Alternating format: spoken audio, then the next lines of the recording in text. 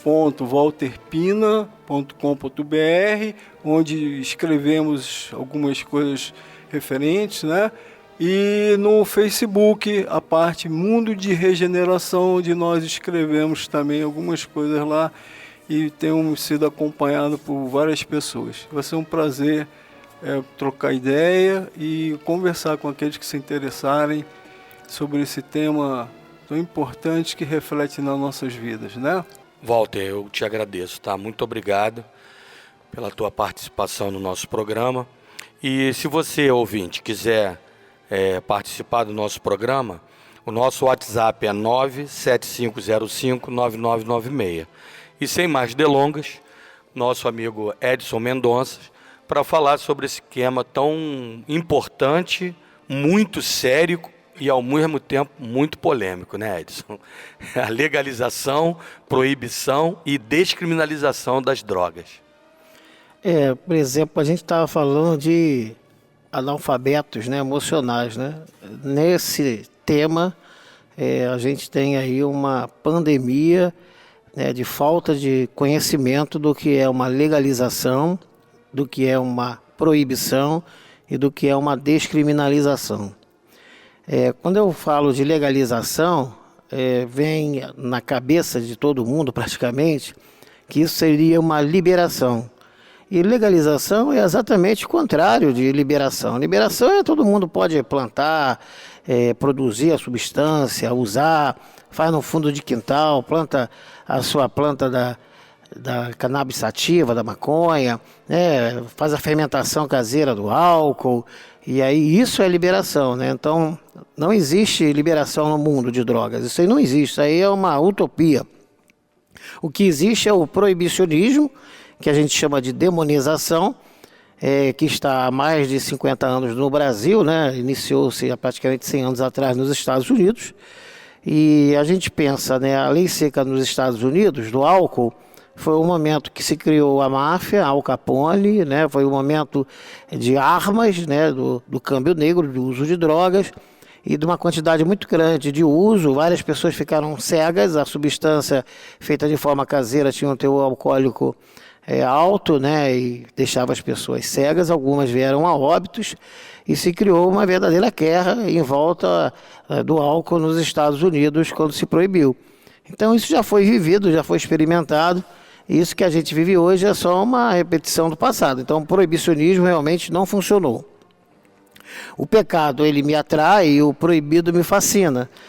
Quando a gente tem uma criança dentro de casa e essa criança vai crescendo, que a gente vai mostrando, né, para a criança as coisas que não deveria fazer, como enfiar o dedo no buraco da tomada, por exemplo, que poderia dar um choque, não ir para o fogão porque a panela está quente, né? Se a gente falar com a criança assim, é proibido você enfiar o buraco no dedo da tomada, o que a criança faz? Faz exatamente o contrário, ela vai lá e enfia, e toma até o choque, né? É verdade. O proibicionismo é uma motivação para a pessoa fazer, é uma estratégia de marketing, de venda e de sucesso e de renda que faz o ser humano fazer o que é proibido, porque o pecado me atrai e o proibido me fascina.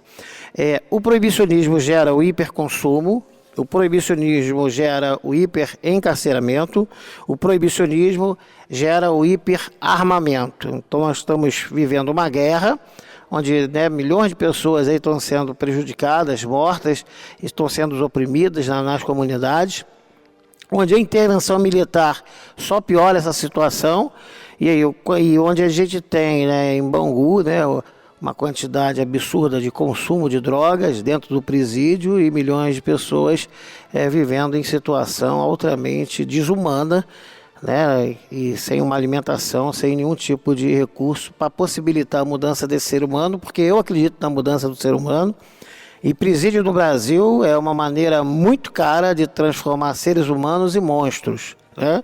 Então isso tem que ser dito. Verdade. Que proibicionismo não é um bom caminho. No proibicionismo nem prevenção se faz. Então existe o caminho da legalização, né, que pode ser legalizada com glamorização, como era o cigarro antigamente, Continental, Preferência Nacional, Hollywood, o sucesso, né, fume Vila Rica, leve vantagem em tudo. O Gerson. Isso, mas Existe uma legalização com regulamentação, que é essa que a gente vive hoje, né? Que aparece lá em potência sexual no maço do cigarro, né? Que mostra os males do cigarro e diminui o consumo. E existe um modelo que a gente acredita que está no meio entre proibir e legalizar, que é descriminalizar, que é tirar essa problemática justamente da justiça, né, e botar na saúde, botar no cuidado, botar na prevenção e botar em formas de medidas e cautelas e penas terapêuticas para dar possibilidade da mudança, né? Todas as vezes que a gente pensa em descriminalização, a gente pensa em despenalização, não é despenalização. E aí, o que gera? Quando a gente faz a descriminalização, a gente altamente vai motivar o traficante a virar contrabandista. Contrabandista não anda armado. E se você faz a descriminalização, você faz o desarmamento. Você diminui a quantidade de armas. Se você faz, né, uma medida inteligente, humanizada, que é a descriminalização, você diminui o consumo, os novos usuários, porque você não vai ficar proibindo, motivando a pessoa a usar. Você vai mostrar os males que essa substância está causando. Descriminalizar não é legalizar o uso. Se uma pessoa é pega com substância química, ela perde a substância química.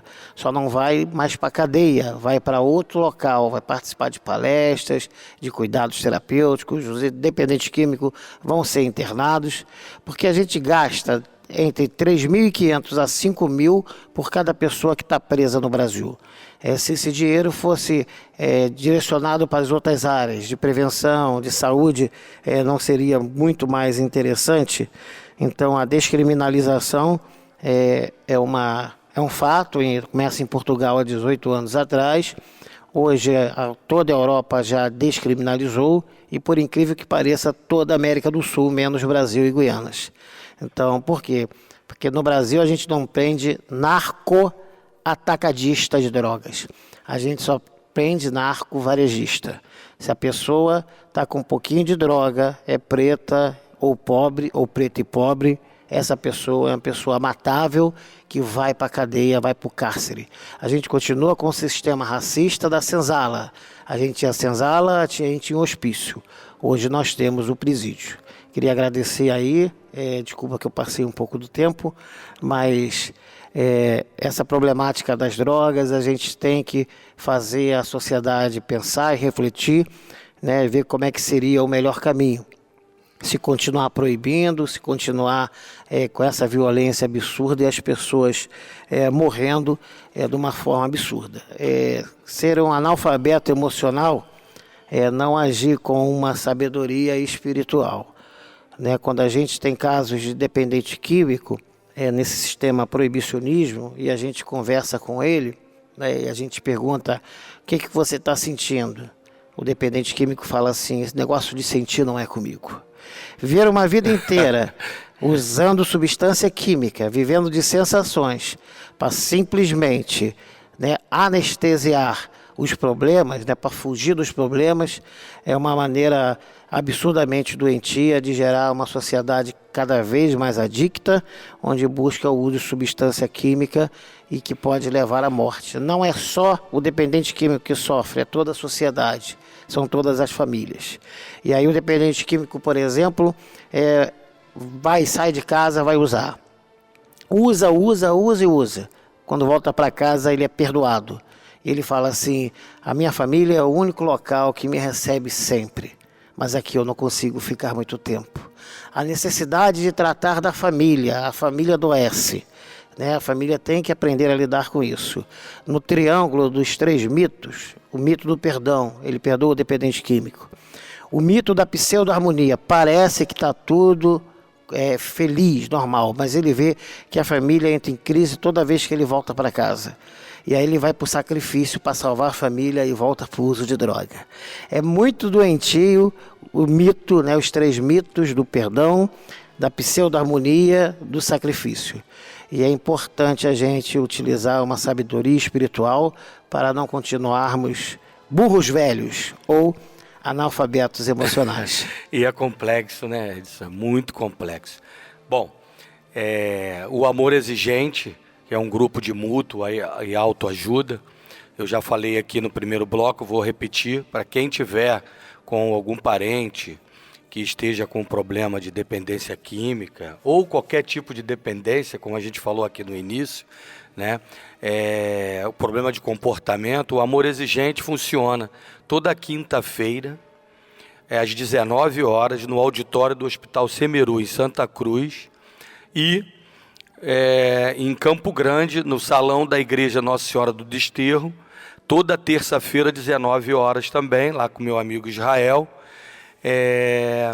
E tem também o Portas Abertas, né, Edson? Tem o Portas Abertas, que funciona na Igreja de Santo Antônio, ali em frente à Escola Rosário, no sinal ali de Campo Grande, perto da Light ali. Quem conhece Campo Grande, também tem ali o Portas Abertas, e tem o Núcleo Rosa, com a nossa amiga Diginane, né, que é coordenadora lá desse projeto também do Núcleo Rosa, e o Marcelo e o Maurício, que estão lá à frente também desse trabalho, toda segunda e quarta-feira, lá do Portas Abertas.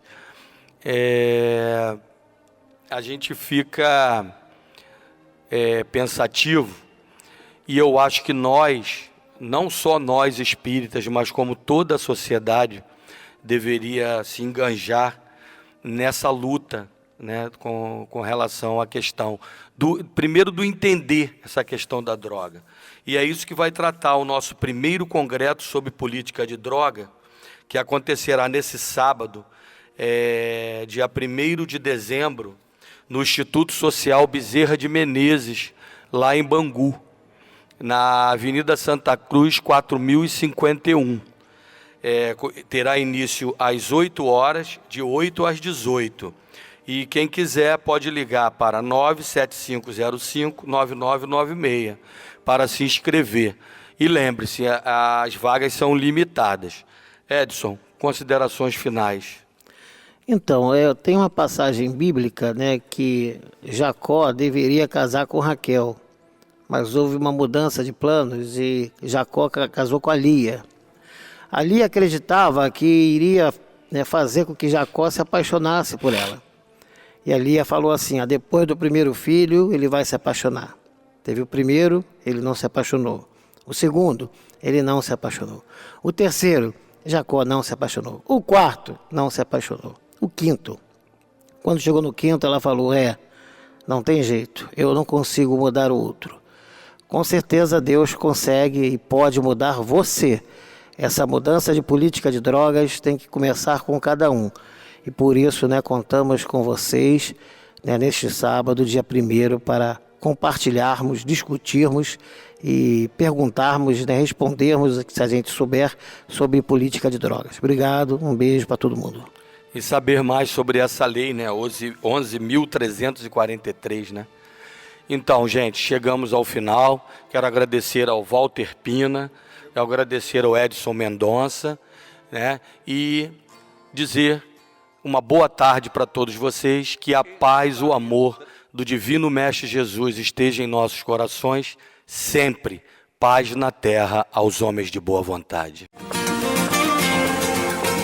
A Rádio Rio de Janeiro apresentou Saúde em Ação, um programa que divulga as ações do Instituto Bezerra de Menezes. Patrocinado pelo Grupo Semeru.